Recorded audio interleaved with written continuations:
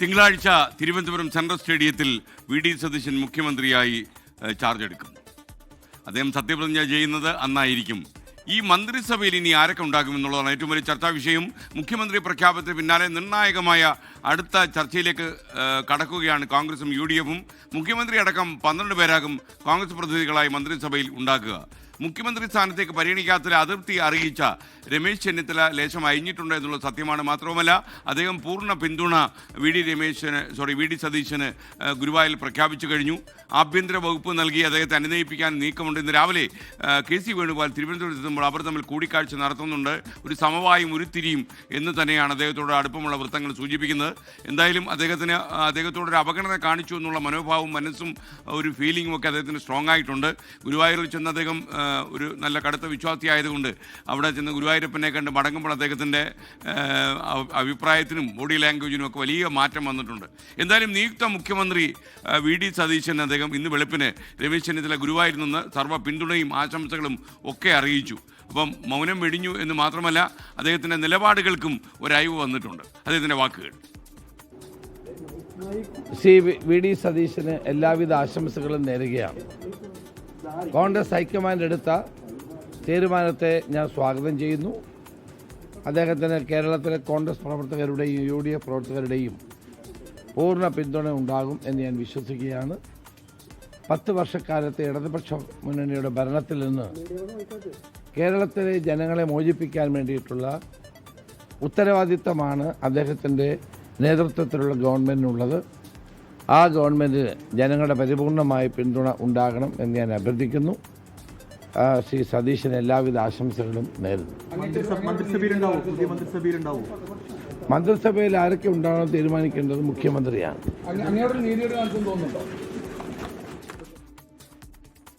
പ്രേക്ഷകരും നാട്ടുകാരും കരുതുന്ന പോലെ ഒരു ഏറ്റുമുട്ടലിനൊന്നും രമേശ് ചെന്നിത്തല തയ്യാറല്ല. മാത്രമല്ല, ഹൈക്കമാൻഡ് ഇങ്ങനെ ഒരു തീരുമാനമെടുത്ത സ്ഥിതിക്ക് ആ തീരുമാനമായി പൊരുത്തപ്പെട്ടു പോവുകയാണ്. അദ്ദേഹത്തിൻ്റെ ആഗ്രഹം എന്നാൽ മന്ത്രിസഭയിൽ ചേരണോ എന്നുള്ള കാര്യത്തിൽ അദ്ദേഹം ഒരു ഫൈനൽ ഡിസിഷൻ എടുത്തിട്ടില്ല എന്ന് നേരാണ്. എന്തായാലും ഇന്ന് കെ.സി. വേണുഗോപാൽ തിരുവനന്തപുരത്ത് നിന്നോട് ഇതിനും മാറ്റം ഉണ്ടാകും എന്നാണ് നമുക്ക് മനസ്സിലാക്കാൻ കഴിയുന്നത്. മിക്കവാറും വി.ഡി. സതീശൻ മന്ത്രിസഭയിൽ രമേശ് ചെന്നിത്തല ഉണ്ടാകാനാണ് പൂർണ്ണമായും സാധ്യതയെന്ന് ഞാൻ മനസ്സിലാക്കുന്നു. ഇപ്പോൾ വരുന്നൊരു മറ്റൊരു കാര്യം, മുഖ്യമന്ത്രി സ്ഥാനത്തേക്ക് താൻ വോട്ട് ചെയ്ത് വി.ഡി. സതീശനാണെന്ന് പരസ്യമായി വെളിപ്പെടുത്തി കെ. മുരളീധരൻ. രമേശ് ചെന്നിത്തല മന്ത്രിസഭയിൽ ഉണ്ടാകണമെന്നാണ് തൻ്റെ ആഗ്രഹമെന്നും കെ. മുരളീധരൻ പറയുന്നു. ഞാൻ നേരത്തെ തന്നെ എല്ലാവരും നിങ്ങൾ നേരത്തെ അത് പറഞ്ഞു, ഞാൻ നിഷേധിച്ചില്ല. എൻ്റെ അർത്ഥം നിങ്ങൾ പറഞ്ഞാണ് ശരിയെന്നാണ്. അത് ഹൈക്കമാൻഡും രമേശുമായിട്ട് തീരുമാനിക്കേണ്ട കാര്യമാണ്. ശ്രീ രമേശ് ചെന്നിത്തല എല്ലാ കാലത്തും ഹൈക്കമാൻഡിൻ്റെ നിലപാടുകളെ അംഗീകരിക്കുകയും ഒരച്ചടക്കമുള്ള കോൺഗ്രസ്സുകാരനായി പ്രവർത്തിക്കുകയും ചെയ്ത വ്യക്തിയാണ്.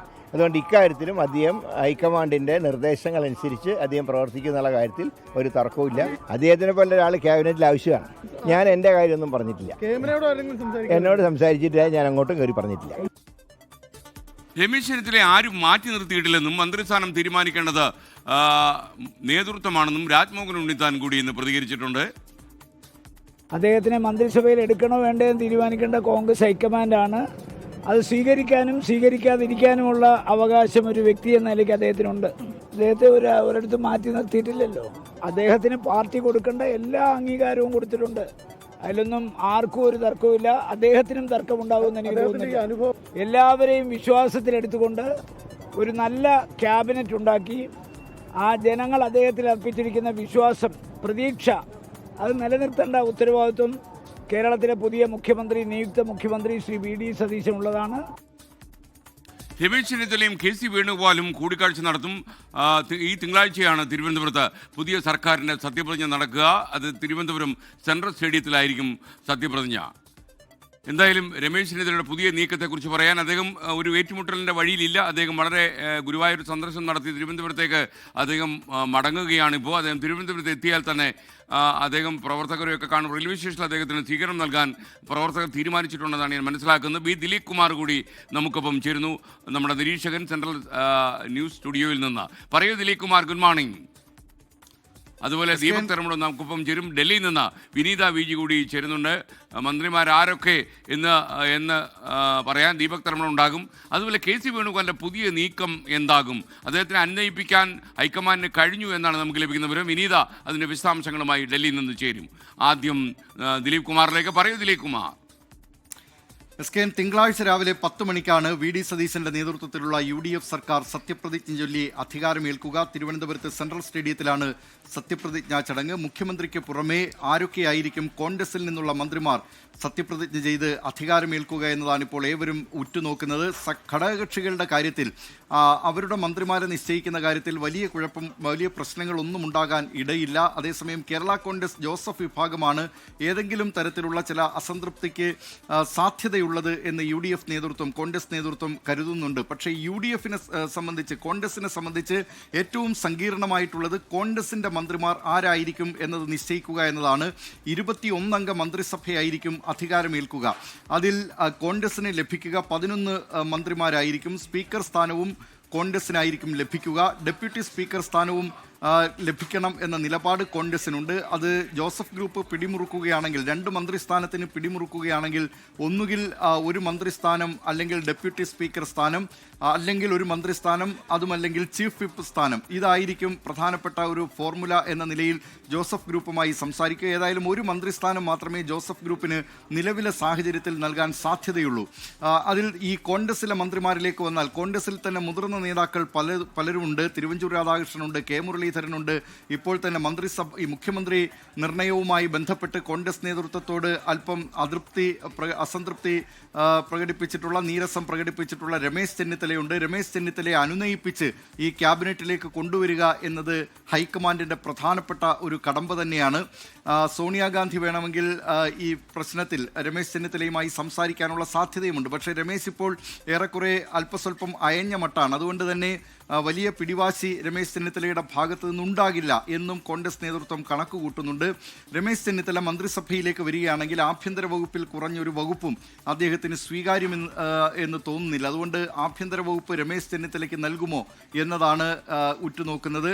മറ്റ് മന്ത്രിമാരിലേക്ക് വന്നു കഴിഞ്ഞാൽ കോൺഗ്രസിനെ സംബന്ധിച്ച് സാമുദായിക സന്തുലനം കൂടി കണക്കിലെടുക്കേണ്ടതുണ്ട്. ഈ പറഞ്ഞു കേൾക്കുന്ന പേരുകൾ, മുൻനിരയിലുള്ളവരൊക്കെ, അത് രമേശ് ചെന്നിത്തലയായാലും തിരുവഞ്ചൂർ രാധാകൃഷ്ണനായാലും കെ മുരളീധരനുമൊക്കെ നായർ സമുദായ അംഗങ്ങളാണ്. അതുകൊണ്ട് ആ സമുദായത്തിന് കൂടുതൽ പ്രാതിനിധ്യം നൽകി എന്നത് ഒഴിവാക്കണം. ഈഴവ സമുദായത്തിൽ നിന്ന് ബിന്ദു കൃഷ്ണ, M ലിജു തുടങ്ങിയവരൊക്കെ പരിഗണനയിലുണ്ട്.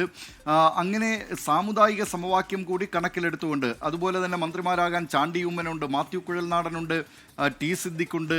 അങ്ങനെ നിരവധി നേതാക്കൾ മന്ത്രിമാരാകാൻ ഇതിനകം തന്നെ തയ്യാറായി നിൽപ്പുണ്ട്. VT ബൽറാമിനെ പോലുള്ള നേതാക്കളൊക്കെ മന്ത്രിസഭയിലേക്ക് വിളി വന്നാൽ തയ്യാറായി നിൽപ്പുണ്ട്. അതുകൊണ്ട് ആ കാര്യത്തിൽ കോൺഗ്രസിൻ്റെ മന്ത്രിമാർ എത്ര പേരായിരിക്കും സത്യപ്രതിജ്ഞ ചെയ്യുക എന്നതൊക്കെ സംബന്ധിച്ച്, കാരണം തിങ്കളാഴ്ച സത്യപ്രതിജ്ഞ ചെയ്യണമെങ്കിൽ അതിനു മുമ്പ് തന്നെ ഒരു സമവായത്തിലേക്ക് എത്തേണ്ടതുണ്ട്. ഇപ്പോൾ നിലവിൽ കോൺഗ്രസ് നേതൃത്വത്തിൻ്റെ ഒരു ധാരണ എല്ലാ മന്ത്രിമാരും ഒന്നിച്ച് സത്യപ്രതിജ്ഞ ചെയ്യുക എന്നതാണ്. സംസ്ഥാനത്തിൻ്റെ വിവിധ ഭാഗങ്ങളിൽ നിന്ന് വലിയ തോതിൽ UDF പ്രവർത്തകർ ഈ സത്യപ്രതിജ്ഞാ ചടങ്ങ് തത്സമയം വീക്ഷിക്കാൻ തിരുവനന്തപുരത്തേക്ക് ഒഴുകിയെത്തും. ഏതാണ്ട് 75,000-ഓളം പേർ എത്തുമെന്നാണ് ഇപ്പോൾ കണക്ക് കൂട്ടിയിരിക്കുന്നത്. അതുകൊണ്ട് തന്നെ എല്ലാ മന്ത്രിമാരും അന്ന് തന്നെ സത്യപ്രതിജ്ഞ ചെയ്യണം എന്ന ആഗ്രഹമുണ്ട്. മറ്റ് സംസ്ഥാനങ്ങളിൽ നിന്നുള്ള മുഖ്യമന്ത്രിമാരൊക്കെ തിരുവനന്തപുരത്ത് ഈ സത്യപ്രതിജ്ഞ കാണുന്നതിന്, കോൺഗ്രസിൻ്റെ മുഖ്യമന്ത്രിമാർ എത്തുന്നതിനുള്ള സാധ്യതയുണ്ട്. പ്രത്യേകിച്ച് തെലങ്കാന, കർണാടക മുഖ്യമന്ത്രിമാരൊക്കെ എത്തും എന്നേറെക്കുറെ ഉറപ്പായിട്ടുണ്ട്. തമിഴ്നാട് മുഖ്യമന്ത്രി C ജോസഫ് വിജയെ കോൺഗ്രസിൻ്റെ ദേശീയ നേതൃത്വം ഈ സത്യപ്രതിജ്ഞാ ചടങ്ങിലേക്ക് ക്ഷണിക്കും എന്നാണ് അറിയാൻ കഴിയുന്നത്. അങ്ങനെ ആ നിലയിലുള്ള വലിയ ഒരു ചടങ്ങാക്കി മാറ്റുമ്പോൾ അവിടെ ഈ പൂർണ്ണതോതിലുള്ള ഒരു മന്ത്രിസഭ അധികാരമേൽക്കണമെന്നാണ് കോൺഗ്രസ് നേതൃത്വം കരുതുന്നത്.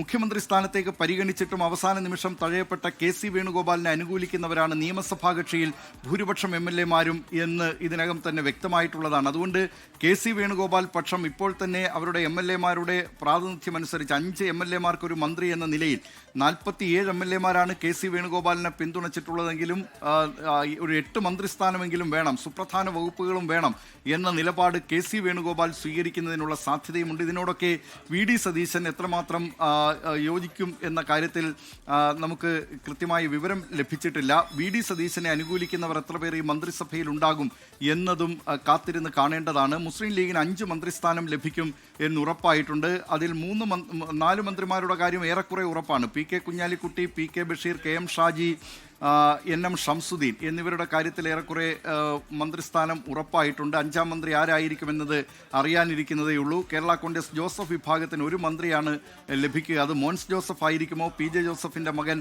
അപ്പു ജോസഫ് ആയിരിക്കുമോ, അതോ തോമസ് ഉണ്ണിയാടൻ ആയിരിക്കുമോ എന്നത് ഇനി അറിയേണ്ടതുണ്ട്. മോൻസ് ജോസഫിനാണ് കൂടുതൽ സാധ്യത കൽപ്പിക്കപ്പെടുന്നത്. RSPയുടെ പ്രതിനിധിയായി ഷിബു ബേബി ജോൺ മന്ത്രിസഭയിലുണ്ടാകും. മാണി സി കാപ്പൻ മന്ത്രിസഭയിലുണ്ടാകും. CP ജോണും മന്ത്രിസഭയിലുണ്ടാകും. കെ കെ രമയുടെ പാർട്ടിയായ RMP UDFിൻ്റെ സഖ്യകക്ഷിയല്ല, പക്ഷേ UDFുമായി സഹകരിച്ച് പ്രവർത്തിക്കുന്ന പാർട്ടിയാണ്. അതുകൊണ്ട് കെ രമയുടെ മന്ത്രിസ്ഥാനം സംബന്ധിച്ച് എന്തെങ്കിലും തീരുമാനം കോൺഗ്രസിൻ്റെ ഭാഗത്ത് നിന്നുണ്ടാകുമോ എന്ന് വ്യക്തതയില്ല. മന്ത്രിസ്ഥാനം ആവശ്യപ്പെടേണ്ടതില്ല എന്ന തീരുമാനം ഇന്നലെ RMP കൈക്കൊണ്ടിരുന്നു. ആ പാർട്ടിയെ എങ്ങനെയായിരിക്കും ഈ മന്ത്രിസഭാ രൂപീകരണ വേളയിൽ പരിഗണിക്കുന്നത് എന്നതും അറിയേണ്ടിയിരിക്കുന്നു. ഈ നിലയിൽ മന്ത്രിസഭാ രൂപീകരണ ചർച്ചകൾ, അതിലേറ്റവും പ്രധാനം കോൺഗ്രസിലെ മന്ത്രിമാർ ആരൊക്കെ എന്നത് സംബന്ധിച്ച കാര്യങ്ങൾക്കാകും, അത്തരം ചർച്ചകൾക്കായിരിക്കും ഇനി രാഷ്ട്രീയ കേരളം സാക്ഷ്യം വഹിക്കുക. SK.